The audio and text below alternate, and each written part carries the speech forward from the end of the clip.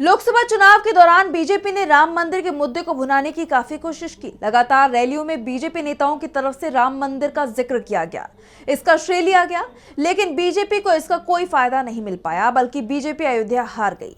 लेकिन अब एक बार फिर बीजेपी इस मुद्दे को उठा रही है। पीएम मोदी अयोध्या पहुंचे हैं। इस बीच बीजेपी नेता ने बड़ा बयान दिया है, जिससे पार्टी घिर गई है। बीजेपी नेता ने मंदिर निर्माण का श्रेय लेने वालों को महा झूठा बताया है।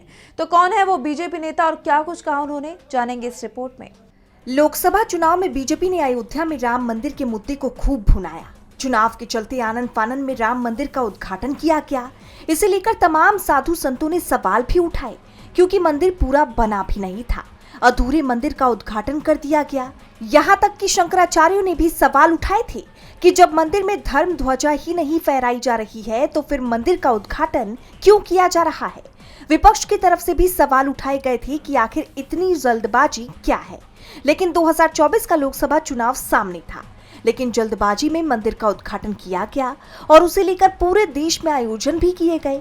बीजेपी की कोशिश थी कि इसके सहारे वोटों की फसल काटी जाए और लोकसभा में पार्टी 400 पार चली जाए, लेकिन बीजेपी की ये कोशिश पूरी तरह से फेल हो गई थी। चुनाव में राम मंदिर का मुद्दा असरदार साबित नहीं हुआ। पार्टी को उसका भी कोई फायदा नहीं मिल पाया और अब जब मंदिर का काम पूरा हो चुका है, तो पीएम मोदी धर्म ध्वजा फहराने के लिए अयोध्या पहुंचे।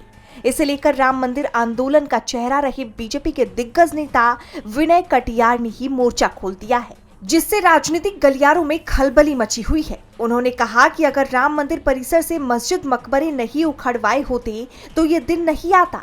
मंदिर निर्माण का श्रेय लेने वाले महाझूठे हैं। वहीं जब उनसे ध्वजारोहण समारोह में शामिल होने को लेकर सवाल किया गया, तो विनय कटियार ने जवाब देते हुए कहा कि हम डरपोक लोगों के बीच नहीं जाते। अब उनका ये बयान सीधे सीधे पीएम मोदी पर निशाने के तौर पर देखा जा रहा है। पीएम मोदी धर्म ध्वजा फहराने के लिए अयोध्या पहुंचे हैं। ऐसे में बीजेपी नेता का कहना है कि हम डरपोकों के बीच नहीं जाते हैं। उनका ये बयान पीएम मोदी से जोड़कर देखा जा रहा है। विपक्ष लगातार बीजेपी और पीएम मोदी पर सभी योजनाओं का क्रेडिट लेने का आरोप लगाता आया है। ऐसे में बीजेपी नेता के बयान ने विपक्ष के आरोपों पर मुहर लगा दी है। विनय कटियार की बात करें तो वो अयोध्या लोकसभा सीट से फैजाबाद संसदीय क्षेत्र के नाम से जानी जाती हैं। वहां से विनय कटियार 1991 और 1999 दो बार चुनाव लड़ चुके हैं। इसके अलावा 2012 से 2024 तक वो बीजेपी की तरफ से राज्यसभा के सदस्य रहे।